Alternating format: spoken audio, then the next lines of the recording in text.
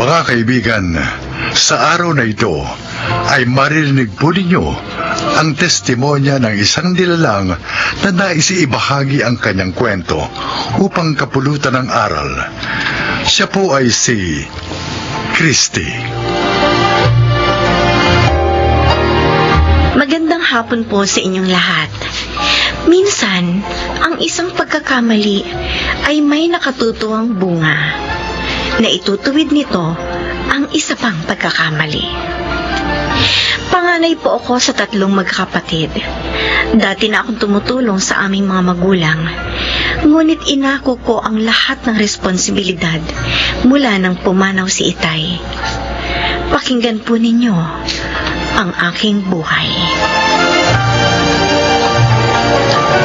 Nay, ito po ang paggastos dito sa bahay para po sa 2 weeks.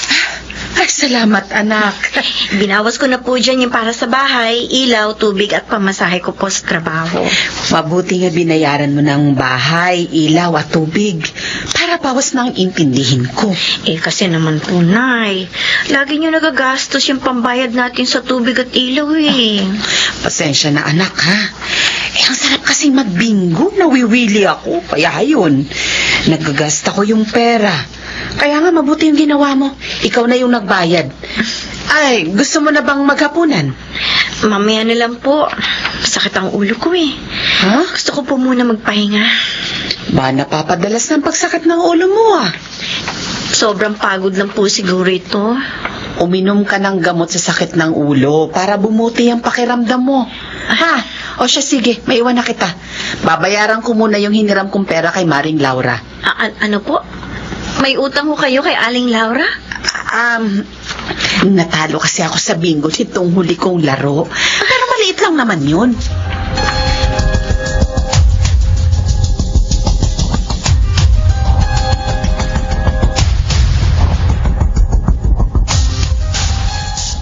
Ate, may pera ka pa ba? Oh, bakit Ralph? May sapatos akong gustong bilhin eh. Naku, baka naman mahal yun, Kuya Ralph. Hindi no, sale nga yun kaya gusto kong bilhin eh. Saka bakit ka ba nakikialam? Naawa lang ako kay Ate Christy. Ang dami niya ng pinagkakagastahan. Igagamitin ko naman sa pagpasok kong sapatos siya, eh. tama na yan. Baka mag-away pa kayo. Ito kasing sila ni ate. O ano? Ralph, marami ka naman sapatos na maaari mo pang magamit Yung pinakahuling binili mo. Di ba last 2 months lang yon? Pero mas maganda itong kursonada kong sapatos ngayon ate. Mas matibay, kaya bigyan mo na akong pera. Sabi ko na ikaw ang nakita kong naglalakad na po. Kayo po pala, Lolo Asyong. Galing ka ba sa trabaho niyan? Opo, night shift po ako eh. Bakit ka naglalakad? Malayo pa ito sa inyo Sayang din po kasi babayad ko sa tricycle eh. Nako. Alam niyo na, kailangan magtipid dahil marami pong pangailangan. Kawawa ka naman na po. Kung hindi pumanaw ang tatay nyo, hindi ka mahihirapan ng ganyan. Bakit tumigil ka sa paglakad? Sumasakit po ang ulo ko. Lolo Asyong, nahihilo po ako. Teka.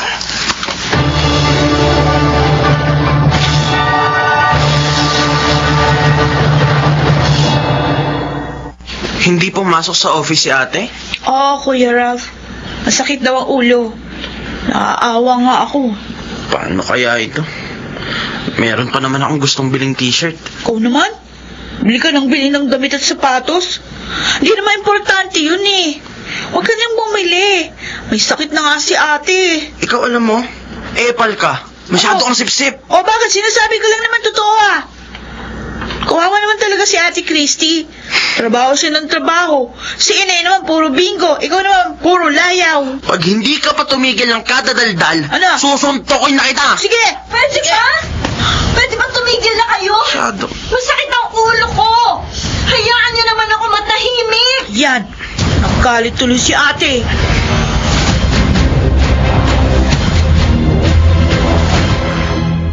Ay, mabuti dumating ka na, Emma. Ah, tay, kayo pala. Kanina pa kita hinihintay. Pasensya na ho. Nawili ako sa paglilibang. Paglilibang o pagbibinggo?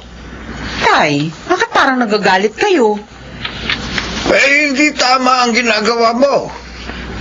Dahil sa sugal na yan, napapabayaan mo ng bahay at mga anak mo. Malalaki na po sila. Hindi na alagain.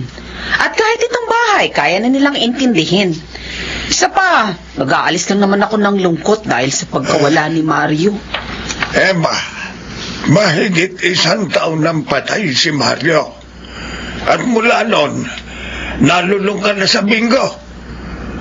Hindi na paglilibang yan. Bisyo na yan. Hindi ka ba naaawa sa panganay mong anak? Abay, ipinapasan mo na sa kanya lahat ng responsibilidad sa inyong pamilya. Matauhan ka naman. Malakas ka pa. Matutulungan mo pa si Christy para sa kabuhayan ninyo.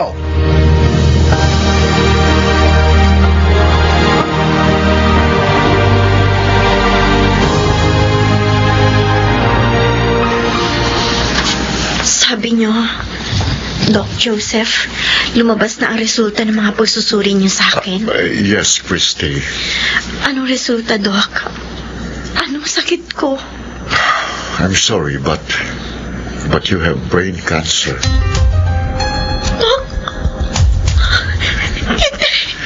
Yan ang dahilan ng matinding pananakit ng iyong ulo.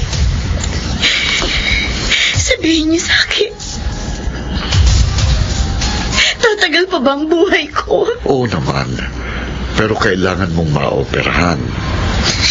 At kailangan maghanda ka ng malaking halaga para doon.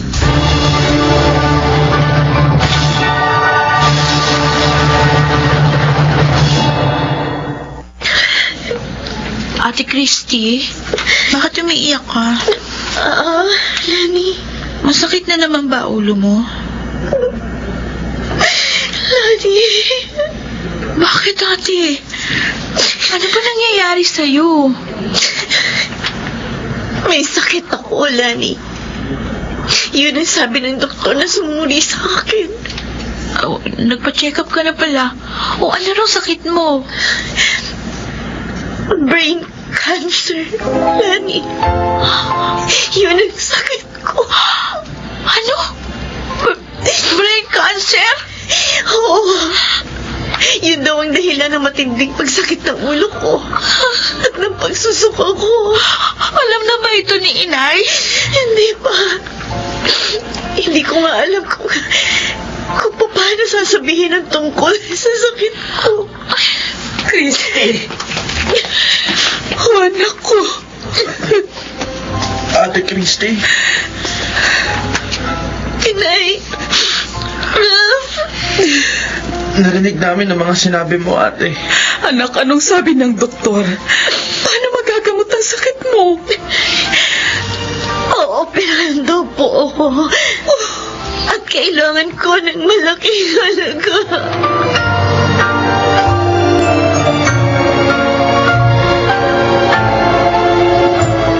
Aalis po kayo, Nay? Oo, Lani. Mamamalengke ako. Magluluto ng ititinda kong ulam diyan sa harap ng bahay natin. Kailangan kong kumilos. Lalo na ngayong may sakit ang ate nyo. Ay, Tama si Itay. Malakas pa ako. Kaya ko pang tulungan ang ate nyo. Hindi ko dapat iasa sa kanyang lahat ng pangangailangan natin. Ang laki ng pagkukulang ko sa ate nyo. At sisikapin kong mapunan yun. tutulungan ko po kayong magluto at magtinda. Wala naman po akong pasok ngayon. Salamat, anak. Ako naman po, Nay, may a-apply ang trabaho. Sana nga po matanggap ako para hindi na mahirapan si ate sa mga gastusin ko. Ganyan nga, mga anak. Magtulungan tayo para makaipon ang kapatid ninyo ng perang gagamitin sa kanyang pagpapagamot. Ayoko mawala sa atin ng atin ninyo. Kami rin po nila ni Inay. Ayaw po naming mawala si ate. Mahal na mahal po namin siya.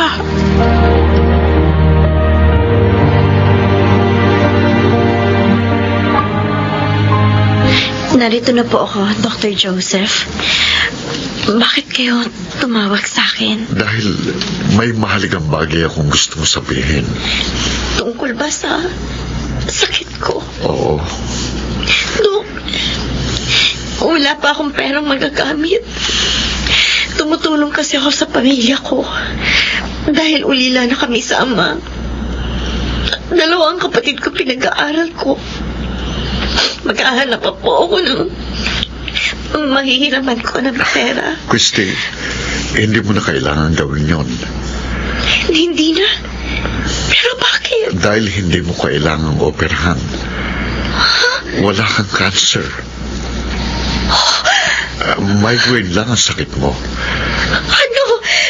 Pero sabi Kaya niyo... nga humingi ako ng paumanin sa'yo. Nagkamaling sekretary ko ng result na ibinigay sa akin. I'm sorry. I know nabigyan ka namin ng alalahanin.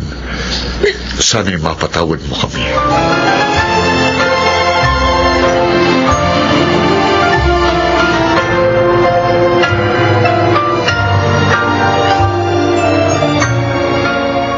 Nakakatuwa, Nay. Naubos yung mga tinda nating ulam. Oo nga. At malaki ang kinita natin. At ako naman po, Inay. Natanggap ako sa trabahong pinasukan ko. Tiyak, matutuwa si Ate Christy pag nalaman ng mga good news natin. Mabuti nga. Pasayahin natin siya. Nay? Nay! Ayan na. Christy! Dumating na si ate. Narito kami sa kusina, anak. Nay, may magandang balita ako sa inyong lahat. Kami rin, Ate, may good news sa'yo. Oo nga. Ha? Anong good news niyo? Matutulungan ka na naming makaipon, anak. Kanina, alam mo ba, nagtinda kami ng mga ulam ni Lani. Opo. At malaki ang kinita namin. Oo, totoo yun, ate. At natanggap naman ako sa trabahong inaplayan ko, Ate. Mag-working student ka, Ralph? Oo, Ate. Kaya ko yun. Ang mahalaga, hindi mo na ako magiging intindihin. Patawarin mo sana kami, anak. Nakalimutan ka namin. Dahil sa pansarili naming kapakanan. Patawad. Napakasaya ko, Inay. At mga kapatid ko. Ano naman yung good news mo sa amin? Nakausap ko si Dr. Joseph. Ang sumuri sa akin. Humingi siya ng tawad sa akin. Ha? Bakit? Nay, nagkataon pala na may kapangalan akong pasyente. At siya ang may brain cancer. Oh, kaya, wala akong sakit, Nay. Mga kapatid ko, wala akong sakit.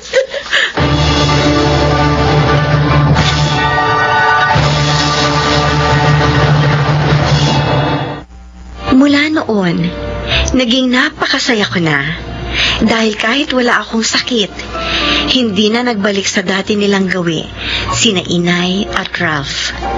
Namayani na sa aming pamilya ang pagtutulungan. Sana po kinapulutan ninyo ng aral ang aking inilahad. Ako, si Christy, isang anak, at ito ang aking buhay.